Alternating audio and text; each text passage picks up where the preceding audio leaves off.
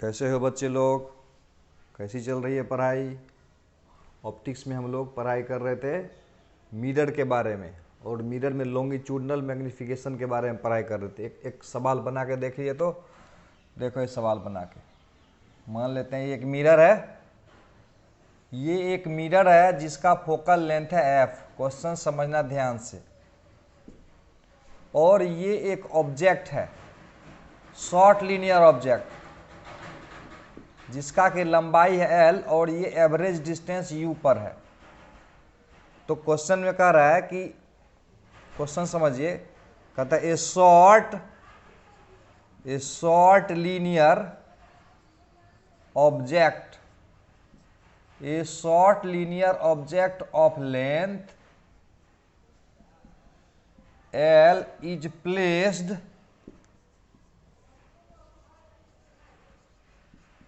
along the axis of a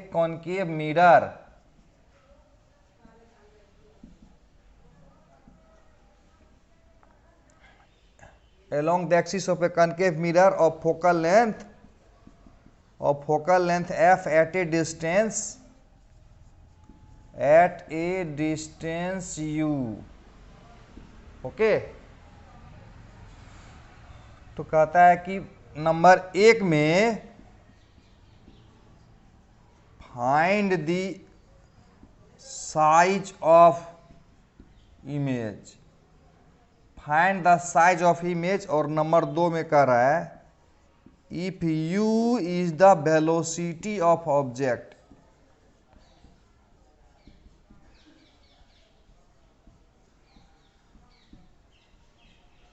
and v is velocity of image, बड़ा सा भी है, v is the velocity of image, v is the velocity of image, find relation between u and v, find relation between u and v, u and v। बहुत अच्छा सवाल है ना। तो इस सवाल में कह रहा है कि u एंड v के बीच में रिलेशन बताना है। u एंड v के बीच में रिलेशन। तो यहां पर ऑब्जेक्ट का साइज, यहां पर du हो जाएगा, लेंथ, साइज ऑफ ऑब्जेक्ट हो जाएगा, है ना। साइज ऑफ ऑब्जेक्ट हो जाएगा du, और dv बराबर क्या होगा निकालना है। और ये भी दिया हुआ है पहला पार्ट में, और ये भी दिया हुआ है कि u जो है ना वेलोसिटी ऑफ ऑब्जेक्ट है, तो वो du बटे dt हो जाएगा। और v जो है ना वेलोसिटी ऑफ इमेज है, तो dv बटे dt होगा। देखो u है ऑब्जेक्ट डिस्टेंस, ऑब्जेक्ट डिस्टेंस को डिफ्रेंशिएट करेंगे तो ऑब्जेक्ट वेलोसिटी मिल जाएगा, और इमेज डिस्टेंस को डिफ्रेंशिएट करेंगे तो इमेज वेलोसिटी मिल जाएगा। ये क्लियर है बात? तो इसका मतलब हुआ कि du दिया हुआ है, dv निकालना है, और du बटा dt यानी u और du dt यानी v में रिलेशन निकालना। ओके, तो बनाते हैं हम लोग। तो हम लोग जानते हैं कि 1/v plus 1/u is equal to 1/f हो जाएगा। लास्ट लेक्चर में किए थे हम लोग। इसको डिफरेंशिएट कर देंगे both side with respect to t, t के रिस्पेक्ट में डिफरेंशिएट कर देंगे। तो इसका कितना आएगा? -1/v² dv/dt। कैसे किया गया है पिछला लेक्चर में देख लेना है। ये -1/u² du/dt is equal to 0 हो जाएगा। ओके, तो यहां से अगर हम देखें dv/dt का, तो ये आ जाएगा -du/dt, कैलकुलेशन है v²/u²। dv/dt को ही तो बोलेंगे v। अरे वाह, तो इसको बोलेंगे u, इसको बोलेंगे m²। एम स्क्वायर हो तो गया, यानी v is equal to minus u, m के जगह f minus f by u का स्क्वायर। क्लियर हो गया? इसमें ये था u, इधर आ रहा था स्पीड u से। तो इमेज का velocity along the axis, image का वेलोसिटी अलोंग द एक्सिस आ जाएगा v is equal to minus u f by F minus you का स्क्वायर, यानी एम स्क्वायर। ये तो क्लियर हो गया। ये देखते हैं, इसको याद कर लेना है, फॉर्मूला के तरह इसको याद कर लेना है 5 स्टार डाल के। 5 स्टार तो देना बनता है। अब इमेज का साइज कैसे निकालेंगे, तो इसको फिर से कर देते हैं। देखो देखो, D V by D T is equal to minus D U by D T, M square आ जाएगा यहाँ, ये F by F minus you का स्क्वायर कर देता हूँ, इसको कर दें। तो देखो ये डी टी कैंसिल हो जाएगा, तो d v is equal to minus D u f by F minus you का स्क्वायर हो जाएगा, यानी ये हुआ साइज ऑफ इमेज। तो ये साइज ऑफ ऑब्जेक्ट था ना minus l, f by F minus you का स्क्वायर। क्लियर है? तो इस तरह का सवाल बना जाना है। इस तरह का सवाल, यानी ऑब्जेक्ट का साइज अगर बहुत छोटा हो, अलोंग द एक्सिस रखा हो, तो मैग्निफिकेशन किस प्रकार से हो रहा है वो तो क्लियर हो गया होगा। नेक्स्ट देखते हैं अगला सवाल। देखो, मान लेते हैं कोई ऑब्जेक्ट है, एक्सिस के अलोंग रखा हुआ है और उसका साइज बहुत छोटा नहीं है। जैसे क्वेश्चन है जो आईआईटी में पूछा हुआ, उसको देता हूं तुमको बनाने के लिए। क्वेश्चन है ए थीन रॉड ऑफ लेंथ f/3, लिख देता हूं।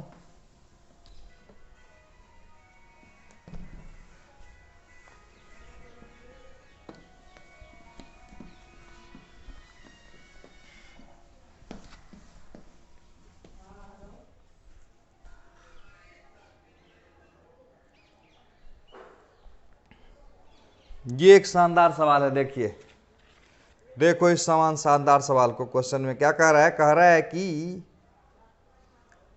है क्वेश्चन में कि ये कनकेव मिरर है, ओके,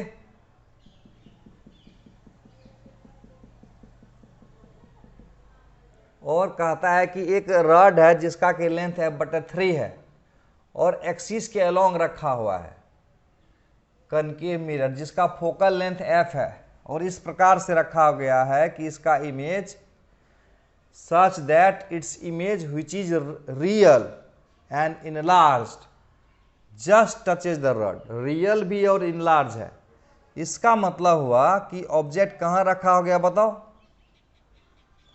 रियल भी हो और इनलार्ज हो, इसका मतलब ऑब्जेक्ट कहाँ रखा गया होगा? और just touches the rod, just touches the rod. Rod को जस्ट टच करने का मतलब हुआ कि ऑब्जेक्ट सेंटर पर होगा तो इसका इमेज सेंटर पर हो जाएगा, यानी रॉड का एक एंड जरूर सेंटर पर होगा। जैसे अगर रॉड का एक एंड, जैसे ये रॉड है, रॉड का एक एंड को अगर हम सेंटर पर मान लें, रॉड के एक एंड को सेंटर पर मान लेते, इस इमेज यहाँ पर बन जाएगा और रियल भी होगा, और इसका इमेज किधर बनेगा? पीछे बन जाएगा और ऐसे बन जाएगा, इससे यूँ, यानी इसका इमेज यहाँ पर बनेगा और इसका इमेज यहाँ बनेगा, इसका इमेज यहाँ बनेगा और इसका इमेज यहाँ बनेगा। आया समझ में? क्वेश्चन में दिया हुआ है कि ये जो लंबाई है f/3 है, f/3 है रॉड का लंबाई। ये rod thin rod of length f/3 is placed along the principal axis of concave mirror of focal length f, okay, such that its image which is real and enlarged just touches the rod। what is magnification? ठीक है, तो इसको हम मान लेते हैं A section और इसको सी सेक्शन, तो इधर ए डैश हो जाएगा। आए समझ में? तो लेंथ ऑफ ऑब्जेक्ट बराबर f/3 है, तो लेंथ ऑफ इमेज अगर निकल जाएगा अलोंग द एक्सिस तो इसका मैग्निफिकेशन निकल जाएगा। Very good.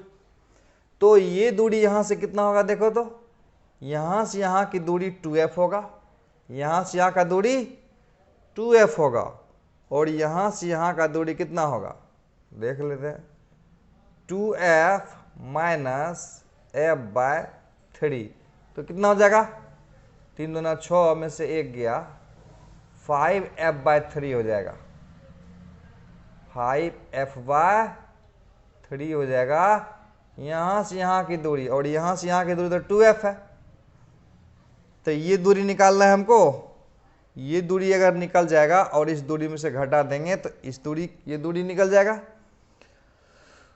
तो ये दूरी निकालते हैं हम लोग a डैश, नहीं इसको हम मान लेते हैं v a डैश, और ये हो जाएगा ua हो गया, va रहने देता हूं मैं। तो देखो फॉर्मूला होता है 1/v plus 1/u is equal to 1/f लिख देंगे।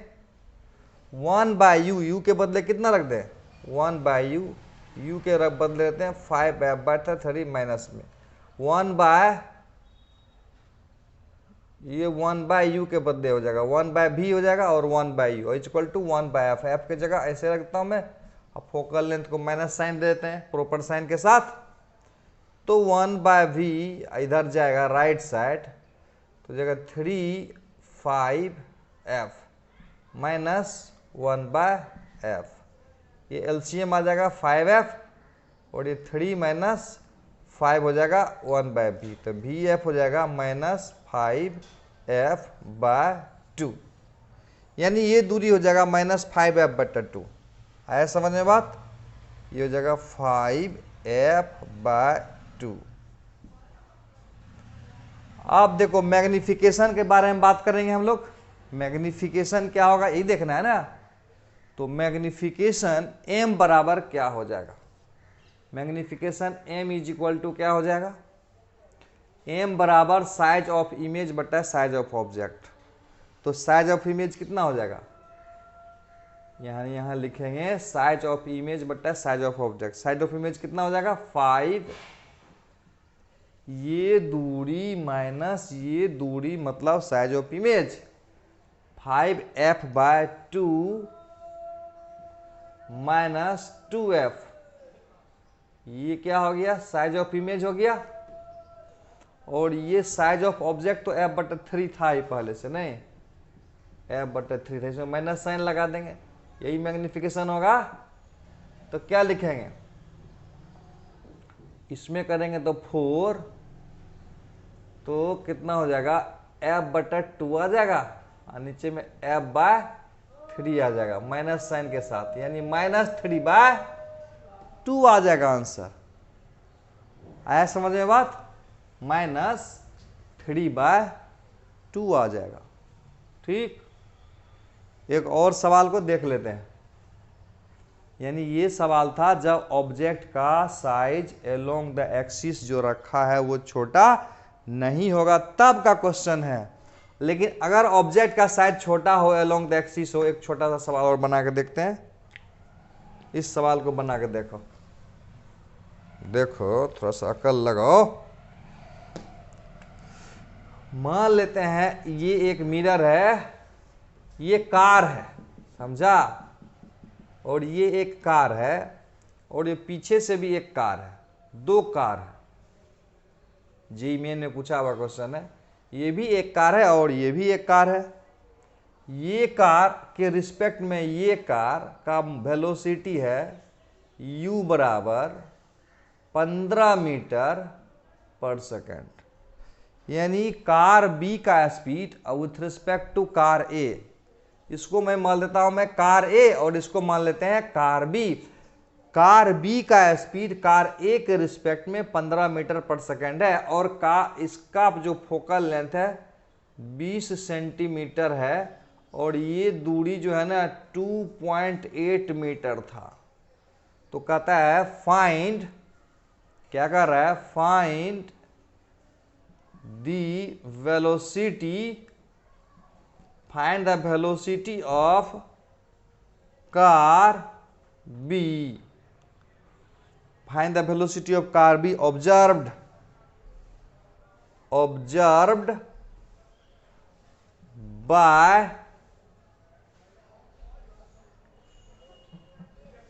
driver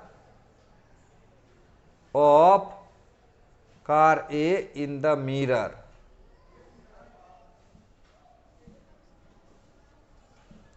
अब 15 मीटर पर सेकंड क्या है, ये है वेलोसिटी ऑफ कार बी और विथ रिस्पेक्ट टू कार ए। देखो इसके रिस्पेक्ट में ये वेलोसिटी है, तो इसके रिस्पेक्ट में अगर ये वेलोसिटी है तो इसके रिस्पेक्ट में जो डिस्टेंस होगा उसको डिफ्रेंशिएट करेंगे तो इसके रिस्पेक्ट में वेलोसिटी आ जाएगा, तो तुरंत आ जाएगा क्या, हम लोग को आ जाएगा। इसका तो आंसर पता ही है ना क्या होगा, वही ना बताए थे, v is equal to minus u f by F minus you का स्क्वायर। नहीं समझ में आया, अभी तो तुरंत किए थे हम लोग कुछ देर पहले तो किए ना, तो बना तो क्या होगा इसका answer, v is equal to minus 15, f की जगह कितना ले लेंगे, 20 ले लेंगे, ओके। और इस f की जगह माइनस 20 लेना है, इस f की जगह माइनस 20 और इस u की जगह 280 सेंटीमीटर लेना है। इस तरह समझ में आया। अब फिर क्या करेंगे, माइनस 15 को रहने देंगे, अब 20/300 हो जाएगा, 20/300 हो गया, सुन्ना सुन्ना कट गया, स्क्वायर कर दिए, -15 और 1/15 का स्क्वायर, यानी -1/15 मीटर पर सेकेंड आ गया। कैसा लगा सवाल।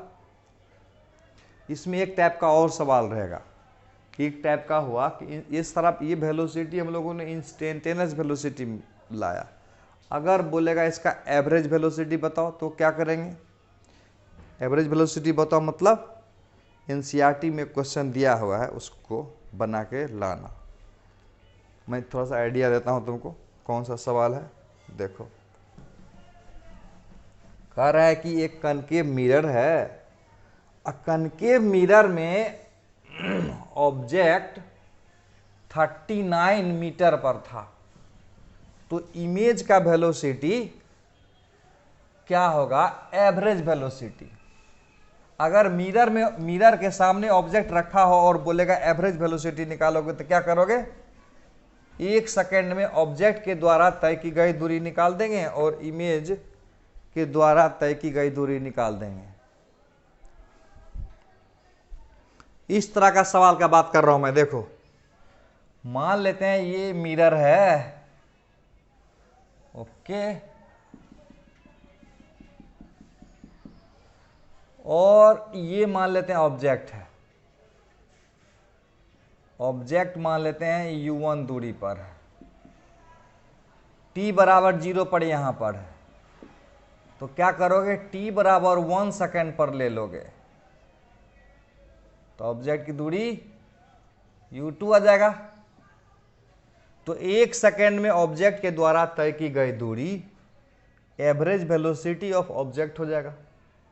तो उस कंडीशन में इमेज मान लेते हैं कि t बराबर 0 पर यहां पर इमेज आया,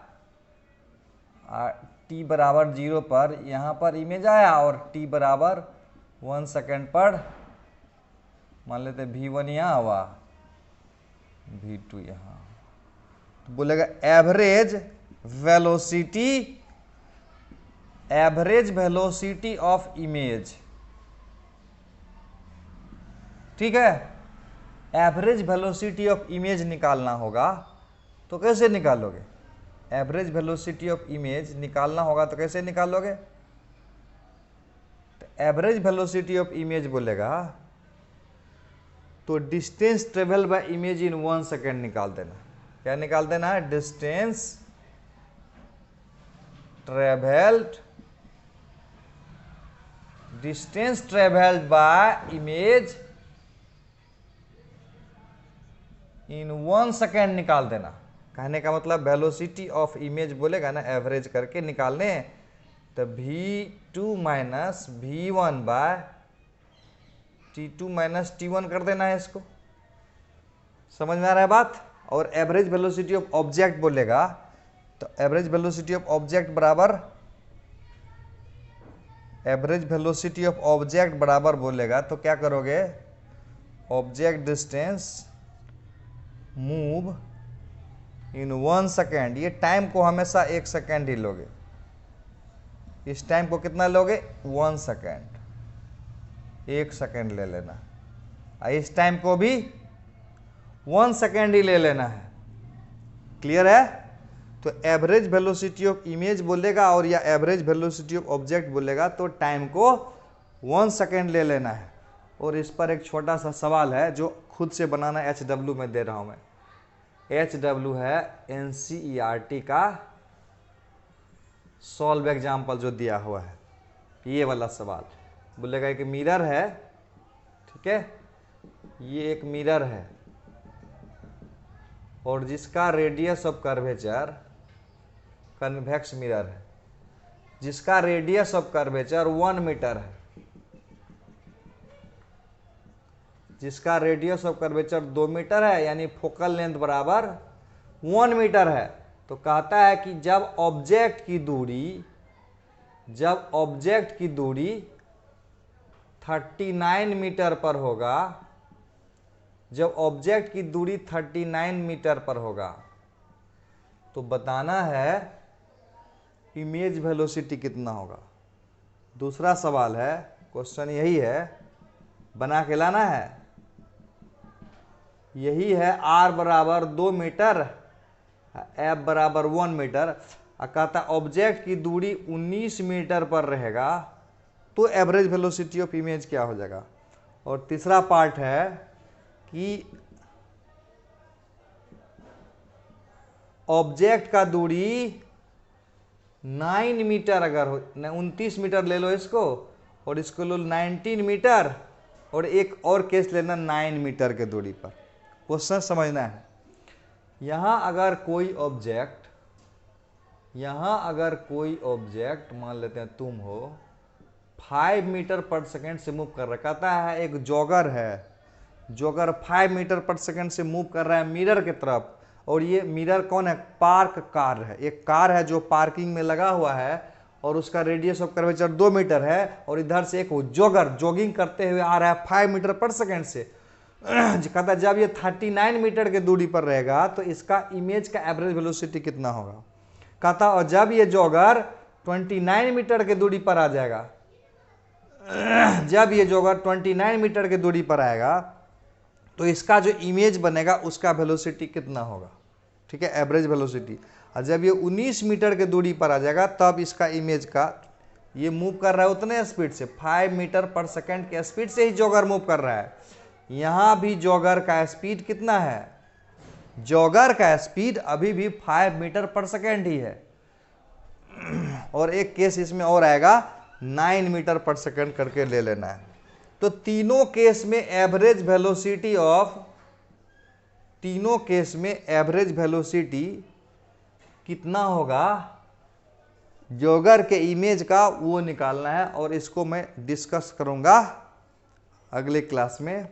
अभी मैं कुछ इंटरेस्टिंग टॉपिक पढ़ाने जा रहा हूं, रिफ्रैक्शन के बारे में बात करेंगे। अभी किस चीज के बारे में बात करेंगे, रिफ्रैक्शन के बारे में।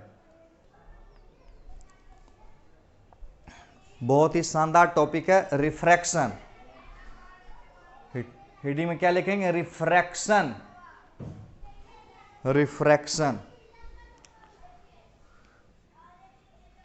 रिफ्रैक्शन के बारे में बात करने वाले हैं हम लोग। रिफ्रैक्शन को पढ़ने से पहले हम लोग समझ लेते हैं रिफ्रैक्टिव इंडेक्स के बारे में। रिफ्रैक्टिव इंडेक्स, और ये रिफ्रैक्टिव इंडेक्स दो तरह का होगा। एक होगा ABSOLUT, absolute refractive index, absolute refractive index. और दूसरा हो जाएगा रिलेटिव रिफ्रैक्टिव इंडेक्स। दूसरा कौन सा हो जाएगा? Relative refractive index. यहां कैपिटल या स्मॉल कोई भी चलेगा, रहने दो। जैसे सबसे पहले बात करता हूं मैं absolute, A B absolute refractive index. Absolute refractive index का बात करता हूं मैं, तो कहता है किसी मीडियम एयर का रिफ्रैक्टिव इंडेक्स किसी मीडियम के रिस्पेक्ट में जो होगा उसको बोलेंगे एब्सोल्यूट रिफ्रैक्टिव इंडेक्स। लिख देता हूं मैं, refractive index of medium. Refractive index of medium बोलेगा तो क्या लिखोगे? ऐसे लिखोगे, speed of light, speed of light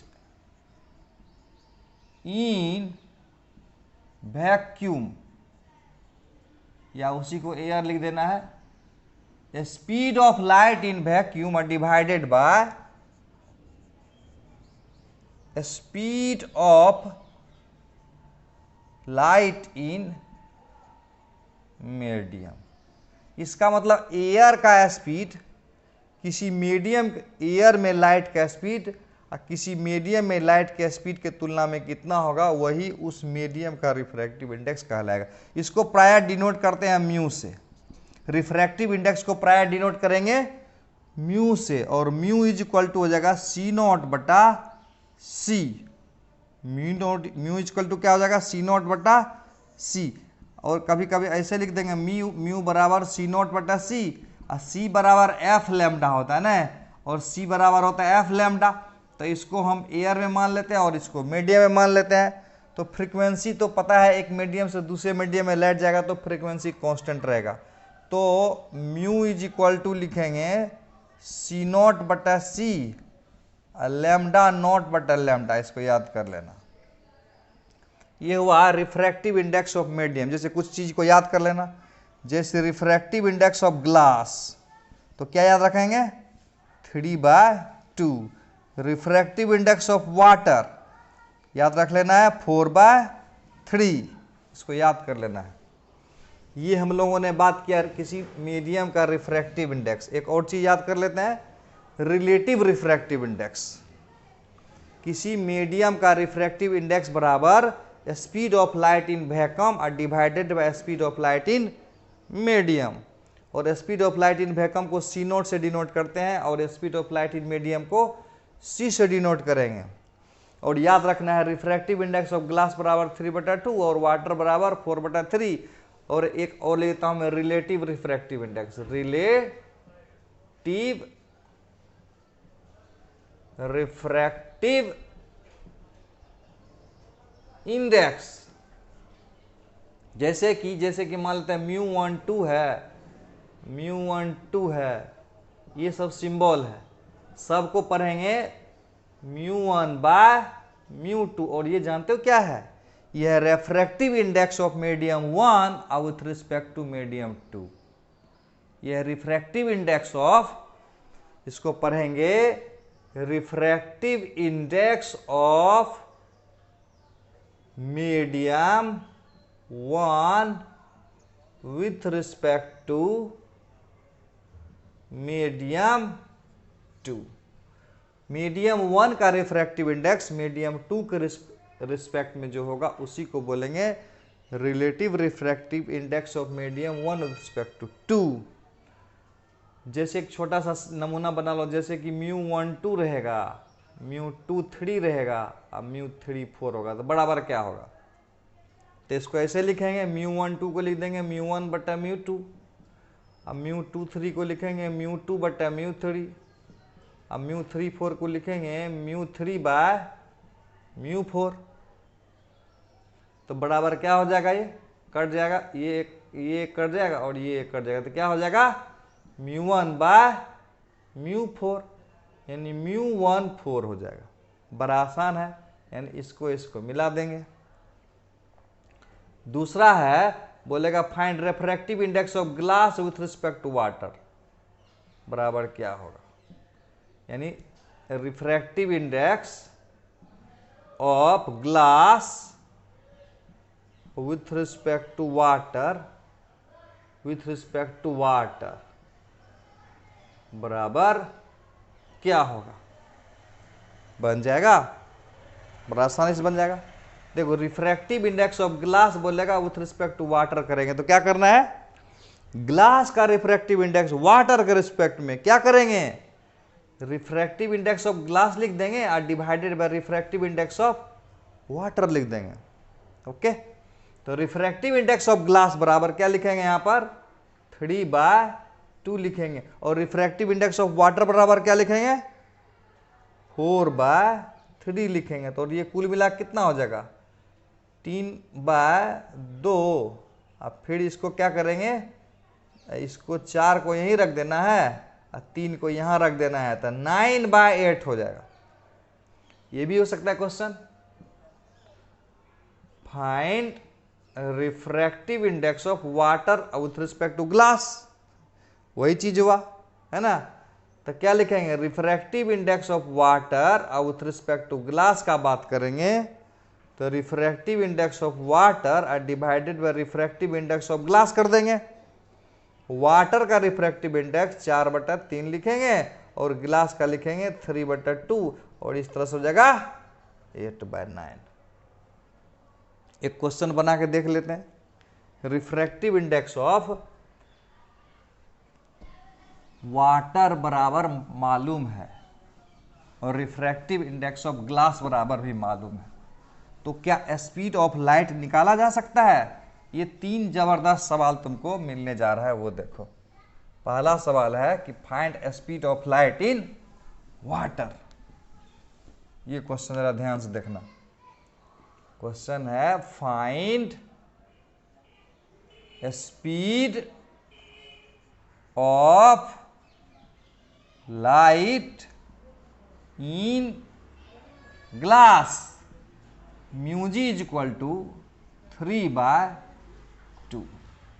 एक और सवाल ले लो, find speed of light in water, water का 4/3 है।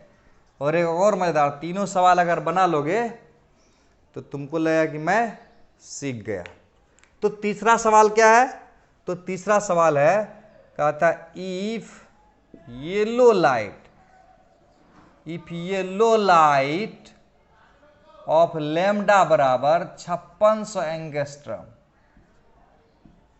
पासेस, आईआईटी का क्वेश्चन है, passes from air to water, water का म्यू जो लोगे ना वो 4/3 लोगे। Find find wavelength, wavelength and find wavelength of light in, find wavelength of, wavelength and color of light, find wavelength and color of light in water। जरा बना कर तो देखो,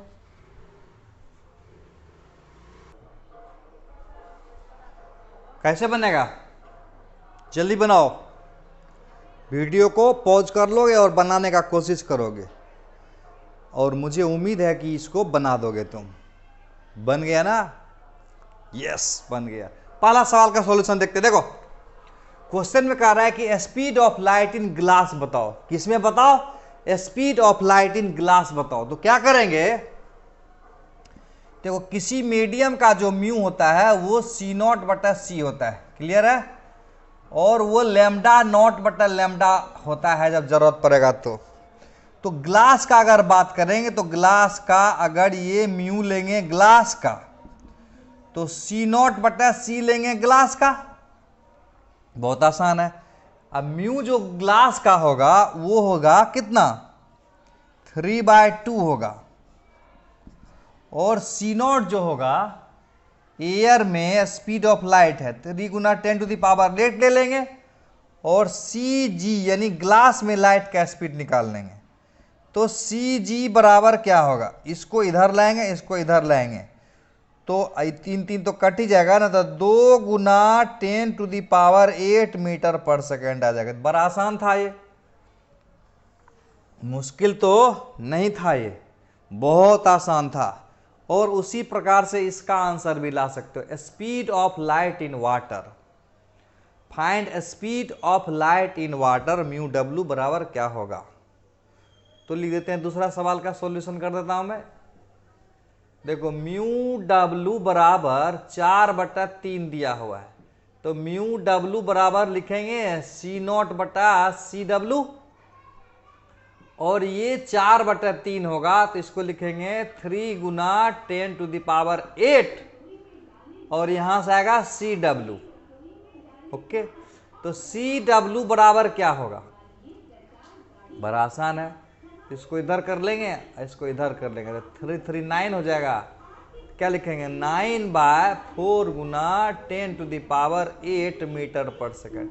और 9/4 को भी तोड़ सकते हो तुम, 9/4 करेंगे तो कितना आएगा, 4 दूना 8, बच गया 2, 4 दूना 8 बच गया 1, 4 दूना 8 बच गया 2, 4 5 20, ये आ जाएगा इतना।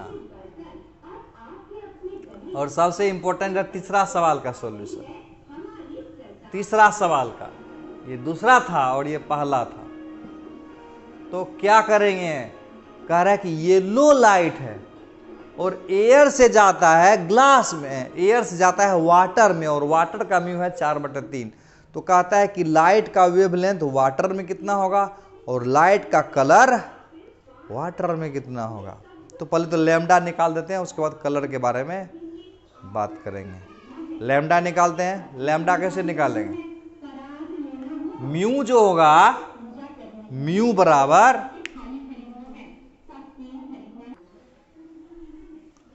क्या करेंगे, तो देखो म्यू जो वाटर का होगा उसको लिखेंगे C0/C water, lambda naught by lambda water भी तो लिख सकते हैं क्या। तो इसके जगह रख देंगे 4/3, अभी नहीं सिखाए, कुछ देर पहले तो सिखाए थे। 4/3 बराबर हो गया 5600 बटा लैम्डा का वैल्यू वाटर में, तो कितना होगा 4 गुना 14, 56 हो जाएगा, आ गुना 3, 14 42, तो कितना आएगा लैम्डा वाटर में, लैम्डा वाटर में आएगा 4200 एंगस्ट्रॉम। तो कलर ऑफ लाइट क्या होगा, कलर ऑफ लाइट क्या होगा वाटर में। कैसे बनाओगे, कंफ्यूज मत होना, कंफ्यूज मत होना। लाइट का कलर कैसे, ऐसे से सोचा था, ऐसे सोचोगे क्या। लाइट का कलर कहां से कहां होता है, 4000 एंगस्ट्रम से 7000 एंगस्ट्रम के बीच में बताए थे, और यहां बताए थे 4500, यहां पर 5000, यहाँ का 55, यहाँ का 6000, यहाँ का 65, यहाँ का 7000, VIBGYOR। इसका मतलब यहां कहना चाह रहे हो वायलेट कलर हो जाएगा, नहीं, ये तो मैं तुमको मिसकॉन्सेप्शन की तरफ मोड़ दिया, मिसकॉन्सेप्शन की तरफ मोड़ दिया। कॉन्सेप्ट ये है कि लाइट अगर एक मीडियम से दूसरे मीडियम में जाएगा तो लाइट का कलर चेंज नहीं करेगा, याद आया, फर्स्ट लेक्चर में बताया था। When light passes from one medium to another then colour of light not change because only frequency decide the colour of light, यानी लाइट के कलर को सिर्फ फ्रीक्वेंसी डिसाइड करता है, और लाइट जब एक मीडियम से दूसरे मीडियम में जाता है तो लाइट का फ्रीक्वेंसी चेंज नहीं करता है। यानी एक मीडियम से दूसरे मीडियम में लाइट जाएगा तो लाइट का फ्रीक्वेंसी चेंज नहीं करेगा, और लाइट की फ्रीक्वेंसी चेंज नहीं करेंगे तो लाइट का कलर भी चेंज नहीं करेगा। बात आया समझ में? अरे ये जो रेंज देख रहे हो ना, एयर में जब लाइट होगा तब अलग अलग वेवलेंथ में अलग अलग कलर जो लाइट दिखा रहा है ना, एक्चुअली में इधर से जब इधर हम आएंगे ना तब फ्रीक्वेंसी घटेगा। तो फ्रीक्वेंसी के घटने के वजह से ये कलर है, वेवलेंथ के वजह से नहीं। तो ये जो रेंज दिखाया गया है, ये एयर में जो फ्रीक्वेंसी है कलर ऑफ लाइट का, फ्रीक्वेंसी तो सब में बराबर रहेगा, और स्पीड जो होगा, फ्रीक्वेंसी और स्पीड के कोरस्पॉन्डिंग जो लैम्डा आएगा उसको दर्शा दिया गया है। एक्चुअली में ये लैम्डा के कारण कलर नहीं है, लाइट का कलर का कारण होता है, लाइट के कलर का कारण होता है फ्रीक्वेंसी। और फ्रीक्वेंसी एक मीडियम से दूसरे मीडियम में जब लाइट जाता है तो नहीं बदलता है, इसलिए कलर ऑफ लाइट क्या रह जाएगा? इसका आंसर लाइट का कलर येलो का येलो ही रह जाएगा। बात आया समझ में? तो अगले सवाल की तरफ हम लोग मुड़ते हैं। अब हम लोग पढ़ेंगे लॉज ऑफ रिफ्रैक्शन। इससे पहले हम लोग लॉज ऑफ रिफ्लेक्शन पढ़ चुके हैं। लॉज ऑफ रिफ्लेक्शन में क्या होता था? Incident ray, reflected ray and normal तीनों एक प्लेन में होता था। तो लॉज ऑफ रिफ्रैक्शन देखेंगे। तो laws of refraction, laws of refraction, ये लॉज ऑफ रिफ्रैक्शन क्या होता है? तो मान लेते हैं कि ये एक मीडियम 1 है और ये एक मीडियम 2 है, ओके, और लाइट रे ऐसे आया, ऐसे, और ये इसका नॉर्मल हुआ, और लाइट रे ऐसे हो गया मान लेते हैं। तो ये हुआ एंगल ऑफ इंसिडेंस और ये हुआ एंगल ऑफ रिफ्रैक्शन। इसको क्या बोलेंगे? इसको बोलेंगे इंसिडेंट रे, और इसको बोलेंगे रिफ्रैक्टेड रे, और इसको बोलेंगे नॉर्मल। तो कहता है when light passes from one medium to another, तो अब उसको रिफ्रैक्शन बोलेंगे, और वहां पर बेंडिंग होता है। रिफ्रैक्शन में लाइट का मुड़ जाना होता है जब एक मीडियम से दूसरे मीडियम में जाता है। तो बताए थे ना, light ray passes in straight line in uniform medium. अगर मीडियम यूनिफॉर्म रहेगा तो लाइट रे स्ट्रेट लाइन में पास करेगा, लेकिन अगर मीडियम चेंज करेगा तो लाइट का क्या चेंज कर जाएगा? लाइट का क्या चेंज कर जाएगा? डायरेक्शन चेंज कर जाएगा। क्लियर है बात? When light passes from one medium to another, इस तरह से जाएगा एक मीडियम से दूसरे मीडियम में, तो कहता है कि मुड़ जाता है। तो इस तरह के घटना को बोलेंगे रिफ्रैक्शन। तो इसको बोलेंगे इंसिडेंट रे और इसको बोलेंगे रिफ्रैक्टेड रे। क्लियर है बात? तो ये लॉज ऑफ रिफ्रैक्शन बोलता है कि इंसिडेंट रे, रिफ्रैक्टेड रे और ये नॉर्मल तीनों एक ही प्लेन में लाई करेगा। तो लिख देता हूं मैं, लॉज ऑफ रिफ्रैक्शन क्या बोलता है? इंसिडेंट रे, इंसिडेंट रे, और ये कौन सा रे हो गया? रिफ्रैक्टेड रे। इंसिडेंट रे, रिफ्रैक्टेड रे एंड कौन सा? एंड क्या? Normal. And normal at the point of incidence, point of incidence all lie in a same plane। बड़ा आसान है। इंसिडेंट रे, रिफ्रैक्टेड रे और नॉर्मल तीनों एक ही प्लेन में लाई करेगा। पहला बात क्लियर हो गया। दूसरा इसमें बड़ा इंटरेस्टिंग है, स्नेल का लॉ, स्नेल्स लॉ। दूसरा क्या है? स्नेल्स लॉ है। ये स्नेल्स लॉ क्या होता है? तो कहता है कि बड़ा आसान है। मान लेते हैं कि ये मीडियम का रिफ्रैक्टिव इंडेक्स है μ1, ठीक, और दूसरे मीडियम का रिफ्रैक्टिव इंडेक्स है μ2। तो स्नेल्स लॉ क्या लिखना है? तो ये μ1 लिख देना और ये I लेना है। तो हो जाएगा μ1 sine I, μ1 sine I is equal to μ2 sine are.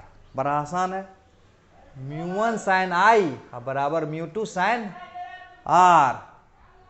एक दो छोटा छोटा सवाल बनाओ, तो छोटा छोटा सवाल बना के देखते हैं। कॉन्सेप्ट देखो, कॉन्सेप्ट ही रहने दो, ऐसे लेता हूं मैं, application of Snell's law, application of Snell's law. Snell's law का तरह एप्लीकेशन पढ़ लेते हैं। मान लेते हैं कि ये लाइट ऐसे इंसिडेंट हुआ, ठीक,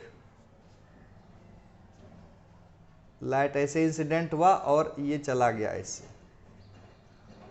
तो ये एंगल अगर θ1 है और ये एंगल θ2 है, इधर का रिफ्रैक्टिव इंडेक्स μ1 है और इधर का रिफ्रैक्टिव इंडेक्स μ2 है, तो रिलेशन दिखाना है μ1 बड़ा कि μ2 बड़ा, यानी ये इसमें बताना है कि μ1 greater than μ2, μ1 less than μ2, μ1 is equal to μ2। तीनों में टिक लगाना है। एक एग्जाम्पल नंबर A1 हुआ और एग्जाम्पल नंबर 2 भी देख लेते हैं। मान लेते हैं लाइट इस प्रकार से इंसिडेंट हो रहा है, फोटो दिख रहा है, यस। लाइट ऐसे इंसिडेंट हुआ, मान लेते हैं ऐसे इंसिडेंट हुआ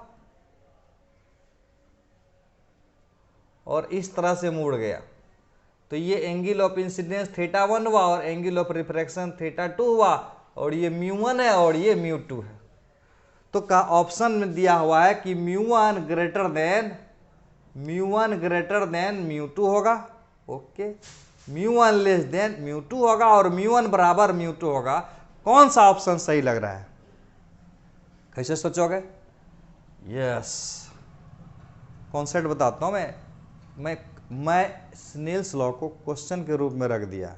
इससे क्या होगा कि सोचने का मौका मिलेगा तुमको कि स्नेल्स लॉ, लाइट अगर इसमें बताओ तो कौन सा मीडियम डेंसर है, कौन सा रेड, उसी से पता चल जाएगा।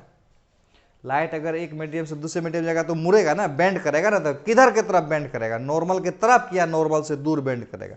लाइट अगर एक मीडियम से दूसरे मीडियम जाएगा तो देखो लाइट यहाँ भी बेंड कर गया और यहाँ भी बेंड कर गया, यहाँ पर नॉर्मल से दूर बेंड कर गया और यहाँ नॉर्मल की तरफ बेंड कर गया। तो मुझको जानना है कि ये कंडीशन कब होगा और ये कंडीशन कब होगा। क्लियर है? और उसको मैंने क्वेश्चन के माध्यम से दे दिया। तो बड़ा आसान है, स्नेल्स लॉ लगा के देखते हैं। स्नेल्स लॉ लगा के देखते हैं, इसमें अप्लाई करेंगे Snell's law, apply Snell's law को अप्लाई करेंगे।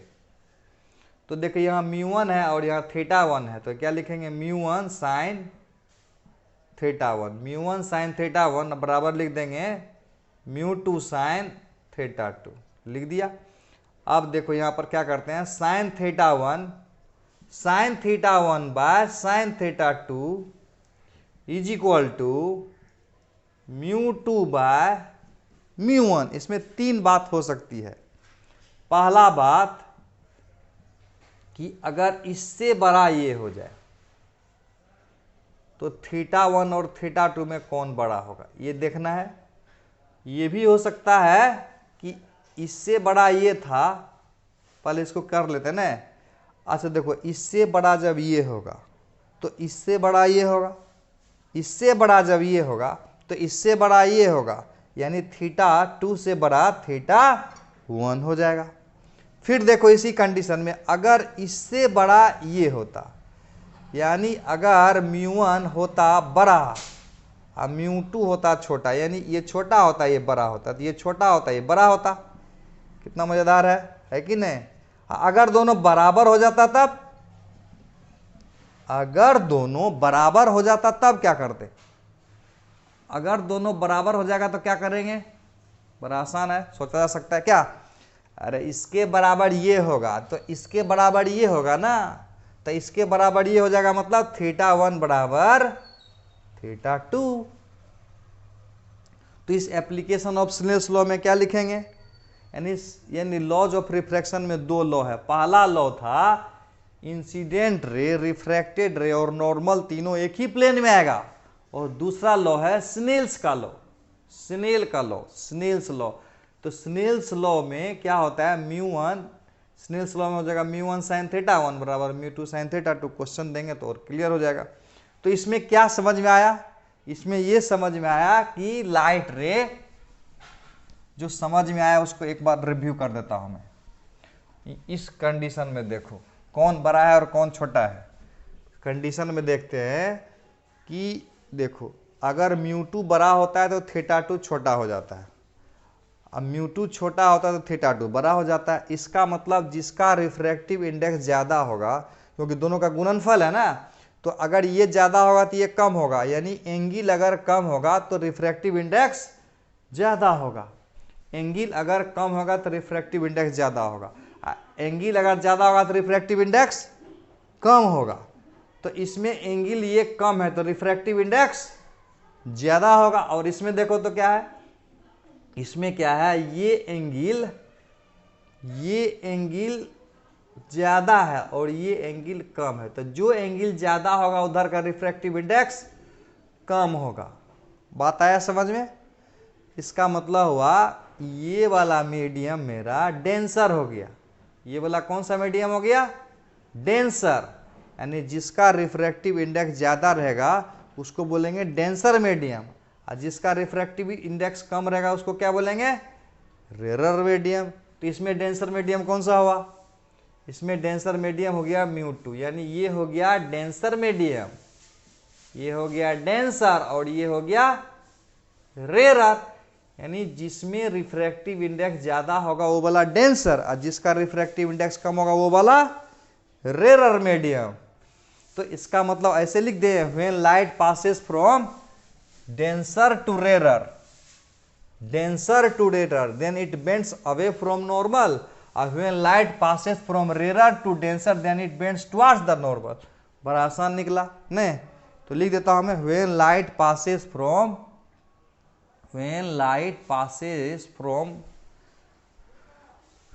लिख देता हूं मैं, क्या आया, when light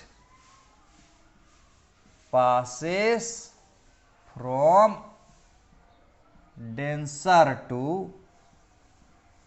rarer medium,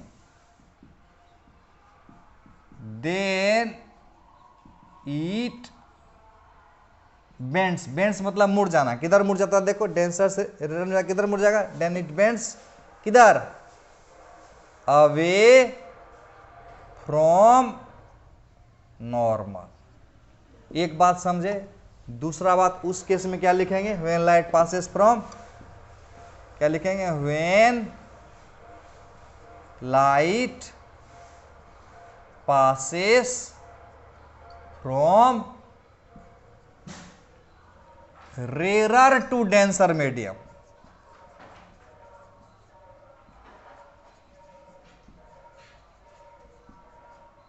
then it bends, किधर मुड़ गया, then it's bends towards the normal, towards the normal. ये क्लियर हो गया बात। अब इसका एक दो सवाल बना के देख लेते हैं ना। जैसे क्वेश्चन एक बना के देखो तो, जैसे मान लेते हैं ये लाइट आया इंसिडेंट इधर, और मान लेते हैं ये आया इधर, मान लेते हैं ये है 30 डिग्री और ये है 60 डिग्री। अगर इधर का रिफ्रैक्टिव इंडेक्स मालूम है 2, तो दूसरे साइड का रिफ्रैक्टिव इंडेक्स क्या होगा, जरा बना के देखो। यानी एक तरफ का रिफ्रैक्टिव इंडेक्स मालूम है, 2 नहीं है, वाट है ये, वाट। दूसरे तरफ का रिफ्रैक्टिव इंडेक्स क्या होगा, बना के देखो।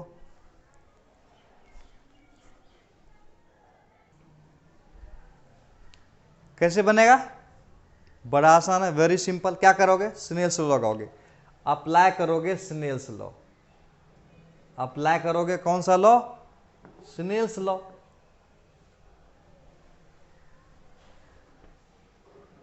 अप्लाई स्नेल्स लॉ कैसे लगाएंगे? तो देखो ये वाला मीडियम है, अभी पढ़े ना, μ1 sin θ1 बराबर μ2 sin θ2। यहाँ पर μ1 बराबर 2 है और sin θ1 की जगह कितना रख देंगे? 30 रख देंगे। अब μ2 की जगह निकालना है क्या होगा, और sin θ2 की जगह कितना रख देंगे? θ2 की जगह 60 डिग्री रख देंगे, है ना? ओके, तो यहां पर 2 आएगा और sin 30 की जगह 1/2 रख देंगे, और यहां रख देंगे μ2, और sin 60 की जगह √3/2 रख देंगे, और ये कैंसिल हो जाएगा। तो μ2 = आ जाएगा 2/√3। तो इस तरह से सवाल को बनाया जा सकता है। एक और बना के चेक कर लो, है ना, बनाना मजेदार बात हो जाएगा। लाइट को मान लेते हैं इस तरह से इंसिडेंट करा है, इस तरह से इंसिडेंट हुआ और इधर मुड़ गया। मान लेते हैं कि ये 30 डिग्री, ये 45 था, ये 45 डिग्री है और ये है 30 डिग्री। μ1 बराबर मालूम करना है कितना होगा अगर μ2 बराबर 2 हो जाता है। फिर बन जाएगा, कैसे बनाएंगे? स्नेल्स लॉ लगाएंगे, अप्लाई करेंगे Snell's law, apply Snell's law लगाएंगे। तो स्नेल्स लॉ के अकॉर्डिंग क्या होगा? स्नेल्स लॉ के अकॉर्डिंग हो जाएगा μ1 sin θ1 अब बराबर μ2 sin θ2। μ1 sin θ1 यानी μ1 sin θ1 = μ2 sin θ2। तो μ1 की जगह तो निकालना है ना, sin θ1 की जगह कितना रख देंगे? sin 45 degree. अब μ2 तो निकालना है, मैंने μ2 दिया हुआ है तो लिख देता हूँ मैं, μ2 की जगह 2 रख देता हूँ मैं, यहाँ लिखता हूँ मैं sin 30 डिग्री।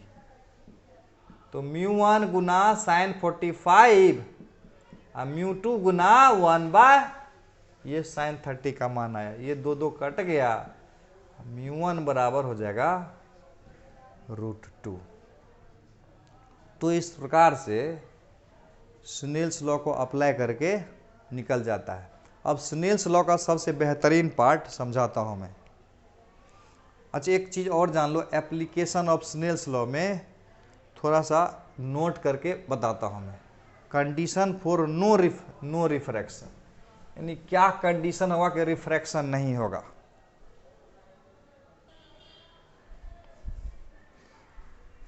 तो ये हम बता रहे थे condition for no refraction. Condition for no refraction, condition for no refraction का मतलब, नो रिफ्रैक्शन का मतलब होता है, नो रिफ्रैक्शन का मतलब नो बेंडिंग, यानी लाइट का मुड़ जाना ही तो रिफ्रैक्शन है। अगर रिफ्रैक्शन नहीं बेंड करेगा तो बोलेंगे नो रिफ्रैक्शन। तो क्या क्या हो सकता है? देखो, 2 बात हो सकती है। अगर ये μ1 है और ये μ2 है, अगर लाइट को ऐसे भेजेंगे तो क्या होगा बताओ? θ1 बराबर कितना है? 0। θ2 बराबर कितना होगा? 0 हो जाएगा। एक और सिचुएशन बन सकता है ना कि अगर ऐसे लाइट को भेजे और सीधे चले जाए, नो रिफ्रैक्शन मतलब सीधे जाना है, तो सीधे किस किस स्थिति में जा सकता है, इसी की तो बात कर रहे हैं हम लोग। किस स्थिति में सीधे सीधे चला जाएगा लाइट? तो ये अगर θ1 है और ये अगर θ2 है, यहाँ θ1 बराबर θ2 हो जाएगा अगर सीधे सीधे चला जाएगा तो, और यहाँ θ1 बराबर 0 है तो θ2 बराबर 0। तो इसका मतलब हुआ कि लाइट रे अगर नॉर्मली इंसिडेंट होगा किसी मीडियम पर, यानी 2 मीडियम के बाउंड्री पर लाइट रे अगर नॉर्मली इंसिडेंस होगा तो कोई रिफ्रैक्शन नहीं होगा। तो कंडीशन फॉर नो रिफ्रैक्शन में पहला क्या आया? If light ray incident normally then it passes undeviated. एक बात हो गया। दूसरा, इसमें शर्त क्या आया? इसमें आया देखो, μ1 sine theta 1 is equal to μ2 sine theta 2। No refraction होने का मतलब है थीटा 1 बराबर थीटा 2 होना चाहिए, तो ये दोनों कैंसिल हो जाएगा, क्योंकि ये बराबरी है यानी ये बराबरी है तो ये बराबरी है, दोनों कैंसिल हो जाएगा, इसीलिए μ1 बराबर μ2।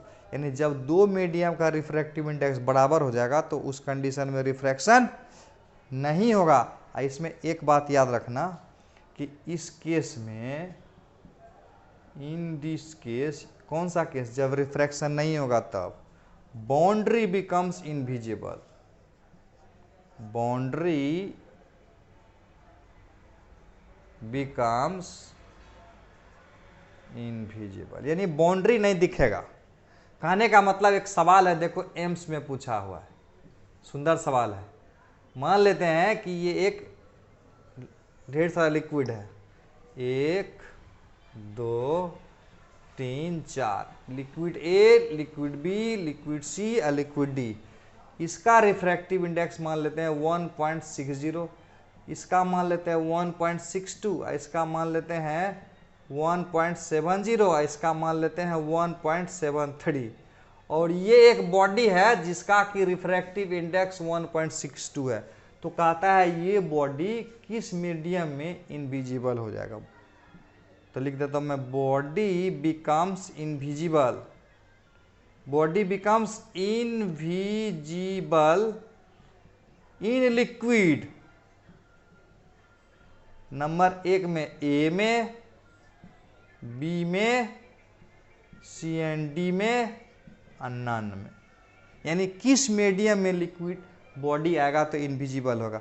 इनविजिबल होने का कारण क्या होता है, देखो लाइट जब तक मुड़ेगा नहीं तो लाइट को पता नहीं चलेगा कि कुछ था रास्ता में, सीधे निकल गया, इसका मतलब रास्ते में कोई पता ही नहीं चलेगा कोई दूसरा मीडियम आया, तो ये बाउंड्री जो है ना दिखाई नहीं देगा। तो उसी प्रकार से ये मीडियम और ये मीडियम का रिफ्रैक्टिव इंडेक्स बड़ा होगा तो दोनों मीडियम का बाउंड्री नहीं दिखाई देगा। तो इसका मतलब इस बॉडी को किस लिक्विड में रखा जाएगा तो ये इनविजिबल हो जाएगा। किस में, बड़ा आसान है, इसमें, इसमें, इसमें, किस में, बड़ा सिंपल है, जिसका रिफ्रैक्टिव इंडेक्स 1.62 होगा अगर उसमें रखा जाएगा तो बॉडी इनविजिबल हो जाएगा। तो कौन सा आंसर दे दें, बी। तो आज का लेक्चर यहीं समाप्त करता हूं। अगले लेक्चर में बहुत ही शानदार सवाल लॉज ऑफ रिफ्रैक्शन पर आने वाला है।